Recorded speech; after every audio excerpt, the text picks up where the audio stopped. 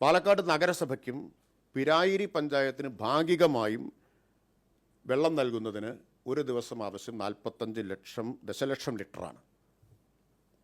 45 ദശലക്ഷം ലിറ്റർ. അപ്പോഴാണ് ഒരു പത്രം വാർത്ത കൊടുത്തത് ഒരു 0 കൂട്ടിക്കൊടുത്തു, 400 ദശലക്ഷം ലിറ്റർ എന്ന്. ഇതെല്ലാം ആധികാരികമായിട്ട് കണക്കുള്ളതാണല്ലോ. 45 ദശലക്ഷം ലിറ്ററാണ് പാലക്കാട് മുനിസിപ്പാലിറ്റിക്ക് പൂർണ്ണമായിട്ടും പിരായിരിക്ക് ഭാഗികമായിട്ടും വെള്ളം കൊടുക്കാൻ ആവശ്യമായിട്ടുള്ളത്. പിന്നെ ഒരു 0 കൂട്ടിച്ചേർത്തു എന്ന് മാത്രമല്ല, 3 കണക്ക് 3 യൂണിറ്റിൽ കൊടുത്തു.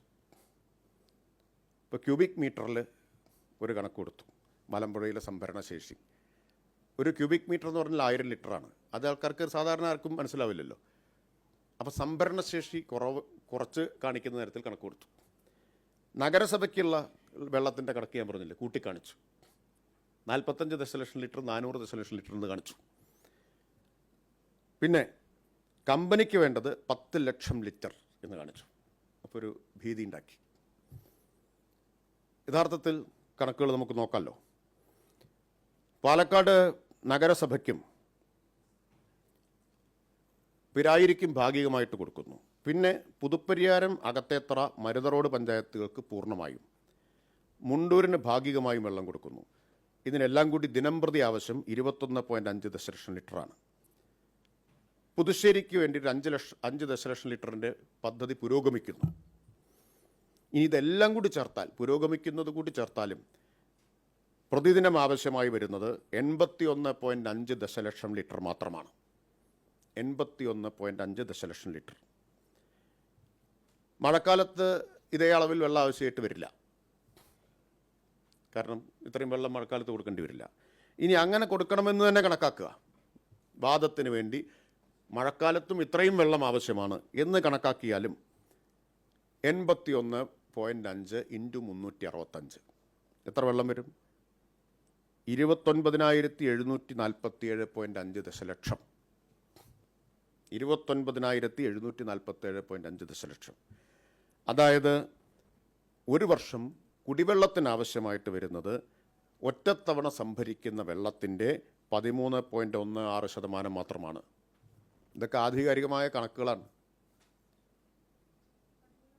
13.16% വെള്ളം മാത്രമാണ്. കുടിവെള്ളത്തിന് പരമാവധി 96 ദശലക്ഷം ലിറ്ററാണ് മലമ്പുഴ പദ്ധതി വിഭാവനം ചെയ്തിട്ടുള്ളത്.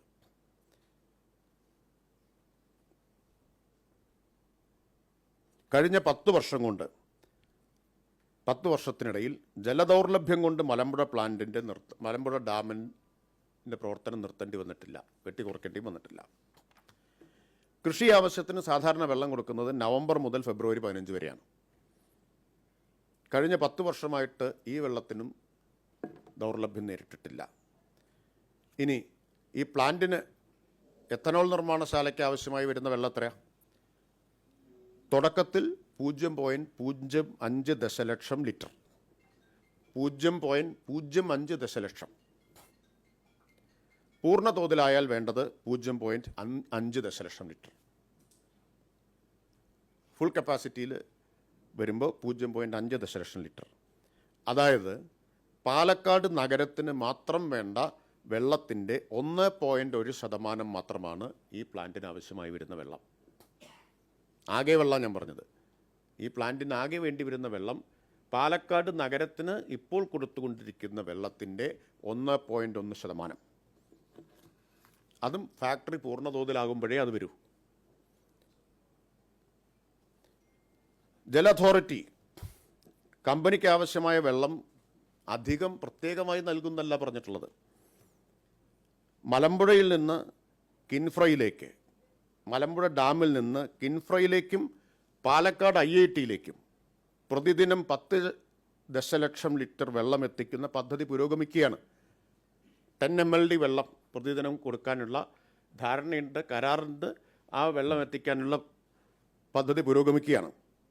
ഈ ലൈനിൽ നിന്ന് ഈ കമ്പനിക്ക് കൂടി വെള്ളം ലഭ്യമാക്കുന്നതാണ്. കിൻഫ്രയ്ക്ക് കൊടുക്കുന്ന വെള്ളത്തിൽ നിന്ന് ഇവർക്ക് കൊടുക്കുന്നതെന്നാണ്.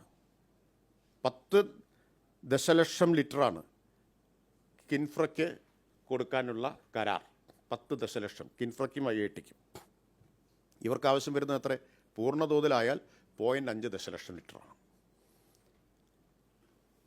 അപ്പോൾ മലമ്പുഴയിൽ വെള്ളം ഉപയോഗിക്കാൻ പാടില്ല എന്ന് പറഞ്ഞാൽ ഇപ്പോൾ തന്നെ ധാരണയുണ്ട്. ഇനി ആ ധാരണ എന്നുണ്ടാക്കിയതാണ്? അതുകൂടി നമുക്ക് നോക്കാം. ഇത് 31/1/2015 ആണ് കിൻഫ്രയ്ക്ക് 10 ദശലക്ഷം ലിറ്റർ വെള്ളം മലമ്പുഴയിൽ നിന്ന് കൊടുക്കാനുള്ള തീരുമാനമുണ്ടാവുന്നത്. അന്നാരാ കേരളത്തിൻ്റെ മുഖ്യമന്ത്രി? 31/1/2015 ഉമ്മൻചാണ്ടി, ശ്രീ ഉമ്മൻചാണ്ടി മുഖ്യമന്ത്രിയാണ്. ഉമ്മൻചാണ്ടി മുഖ്യമന്ത്രിയായ കാലത്ത് എടുത്ത തീരുമാനം എന്ന് മാത്രം പറഞ്ഞാൽ പോരാ. In the meeting chaired by the honourable chief minister on 15 September 2011 at chief minister's conference hall, അതായത് 2011 സെപ്റ്റംബർ 15 മുഖ്യമന്ത്രി ഉമ്മൻചാണ്ടി അധ്യക്ഷനായ മീറ്റിങ്ങിൽ എടുത്ത തീരുമാനമാണ് കിൻഫ്രയ്ക്ക് വ്യവസായ ആവശ്യത്തിന് 10 ദശലക്ഷം ലിറ്റർ വെള്ളം കൊടുക്കണം എന്നത്. It was decided that irrigation department will allow Kinfra to draw 10 MLD water from the Malambura Dam to Palakkad Industrial Water Supply Scheme. Further allotment will be taken after assessing the availability of water. അതായത് 10 ലക്ഷം MLD കൊടുക്കാൻ 10 MLD കൊടുക്കാൻ തീരുമാനിച്ചു. ബാക്കി വെള്ളത്തിൻ്റെ ലഭ്യത അനുസരിച്ച് പിന്നെ കൂട്ടണമെന്നുള്ള കാര്യം തീരുമാനിക്കാം. ഇവിടെ ഈ 10 MLDയിൽ നിന്ന് ആണ് കൊടുക്കുക എന്ന് ഇറിഗേഷൻ മിനിസ്റ്റർ തന്നെ വ്യക്തമാക്കി. ഇവർക്ക് ആവശ്യം എത്ര? 0.5 MLD ആണ്. 0.5 MLD ആണ്. അപ്പോൾ ജനങ്ങളെ തെറ്റിദ്ധരിപ്പിക്കുന്നതിന് അതിരുണ്ട്. സത്യം എന്ന് പറഞ്ഞാൽ അത് എക്കാലത്തും മൂടി വയ്ക്കാൻ പറ്റുന്ന ഒന്നല്ല. ഇതാണ് മലമ്പുഴ ഡാമിലെ വെള്ളത്തിൻ്റെ സ്ഥിതി. പിന്നെ ഇത് മാത്രമല്ല, ഡാമിലെ വെള്ളം മാത്രമല്ല, കൃത്യമായിട്ട് ഉറപ്പുവരുത്തിയിട്ടുണ്ട് മഴവെള്ള സംഭരണി. 5 ഏക്കറയിൽ മഴവെള്ള സംഭരണി ഈ പ്ലാന്റിന് വേണ്ടി, എത്തനോൾ പ്ലാന്റിന് വേണ്ടി നിർമ്മിക്കുമെന്ന് കമ്പനി അറിയിച്ചിട്ടുമുണ്ട്. അതായത് പദ്ധതിയുടെ പ്രപ്പോസലിൽ തന്നെ ഉണ്ട്. അപ്പം മുൻ പ്രതിപക്ഷ നേതാവിൻ്റെ ചോദ്യമാണ്, മഴനിഴൽ പ്രദേശത്ത് എന്ത് മഴവെള്ള സംഭരണി? അവിടെ എങ്ങനെ മഴവെള്ളം സംഭരിക്കാൻ പറ്റും? ഈ കാര്യത്തിന് ഞാൻ പാലക്കാട്ടെ പത്രസമ്മേളനത്തിൽ വ്യക്തത വരുത്തിയതാണ്. ഒരാളും വാർത്ത കൊടുത്തുമില്ല, ചോദിച്ചതുമില്ല. എന്താണെന്നറിയാമോ? ഇതിനേക്കാൾ കുറച്ചുകൂടി ഈ വെള്ളത്തിന് ക്ഷാമമുള്ള പ്രദേശത്താണ് അഹല്യ നിൽക്കുന്നത്. അഹല്യ വടകരപ്പതി, എലപ്പുള്ളി പഞ്ചായത്തുകളിലായിട്ടാണ്. ഈ 2 പഞ്ചായത്തുണ്ട്. അവിടെ 12 റെയിൻ വാട്ടർ ഹാർവെസ്റ്റിംഗ് ഫാമുകളുണ്ട്. 12 എണ്ണം. ഓരോന്നിൻ്റെയും കപ്പാസിറ്റി 2 കോടി ലിറ്ററാണ്. 2 കോടി ലിറ്റർ. 5 ഏക്കർ മുതൽ 6.5 ഏക്കർ വരെ ഓരോന്നുമുണ്ട്. അപ്പോൾ 24 കോടി ലിറ്റർ വെള്ളം സംഭരിക്കുന്നത് ഈ വടകരപ്പതി എന്ന് പറഞ്ഞാൽ പുള്ളി പോലെയല്ല വടകരപ്പതി, ചിറ്റൂർ താലൂക്കിലാണത്. രൂക്ഷമായിട്ടുള്ള വെള്ളക്ഷാമം ഉണ്ടായിരുന്നൊരു സ്ഥലമാണ്. അവിടെയും ഈ എലപ്പുള്ളിയിലും കൂടി 2 പഞ്ചായത്തിലായിട്ടാണ് അഹല്യ ക്യാമ്പസ് കിടക്കുന്നത്. 24 കോടി ലിറ്റർ സംഭരിക്കുന്നുണ്ട്. ബോട്ടിങ്ങും ഉണ്ട്. അപ്പോൾ നിങ്ങൾക്ക് അറിയാത്തതല്ല അതൊക്കെ. അപ്പോൾ 24 കോടി ലിറ്റർ വെള്ളം അവിടെ സംഭരിക്കുന്നുണ്ട്. ഇനി കിൻഫ്രയുടെ തന്നെ ഉണ്ട്. കിൻഫ്രയുടെ മഴവെള്ള സംഭരണിയുണ്ട്. ഇതേ മേഖലയിലുണ്ട്. ഇൻഡസ്ട്രിയൽ ഏരിയയിൽ കിൻഫ്രയുടെ മഴവെള്ള സംഭരണിയുണ്ട്. ഇപ്പം ഞാനിത് പറഞ്ഞിരുന്നു, പക്ഷേ ആ ചോദ്യം അദ്ദേഹം ആവർത്തിച്ചുകൊണ്ടിരിക്കുകയാണ്. അപ്പം ഞാൻ ബഹുമാനപ്പെട്ട മുൻ പ്രതിപക്ഷ നേതാവിനെയും മാധ്യമപ്രതിനിധികളെയും നമുക്ക് ആ മഴവെള്ള സംഭരണി കാണാൻ പോകാൻ ക്ഷണിക്കുകയാണ്.